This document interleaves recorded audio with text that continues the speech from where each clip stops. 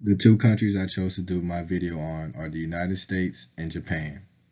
First off, the United States is more of a loose country, where there are not really any social norms, and in most cases, people can be themselves and are less concerned with conformity. As far as proxemics in the United States, things tend to be bigger and more spread out. People are more infatuated with having bigger things. The US is more on the low uncertainty avoidance, where we're able to tolerate more risk and uncertainty. Also in the United States, we're more on short-term goals and would much rather have quick gratification than have to wait for it. In the US, the workplace tends to be more casual and is more likely that people refer to each other by their first name rather than using things such as Mr. or Mrs. or even Sir and Ma'am. Lastly, the United States is also much more of a low context culture and rely on verbal or written communications to get our point across. On the other hand, Japan is more of a tight country where there are certain social norms that guide the behavior of its citizens.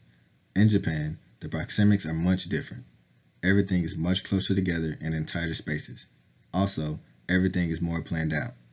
Japan is more on the high uncertainty avoidance, where they are more likely to refrain from risk and stay on the more predictable side. In Japan, they are more geared towards long-term goals and being persistent for what they want to achieve. Also, there is more respect for titles, and they are more likely to refer to people by title rather than by name. Japan is also more of a high context culture where they rely on body language to show respect or to greet each other. There are not many similarities between these countries, but both countries are more on the masculinity side rather than the femininity side, which means they value assertiveness over things such as feelings and relationships. Although it is more serious in the Japanese culture, education is also a large part of both cultures and in some ways the key to how you live the rest of your life.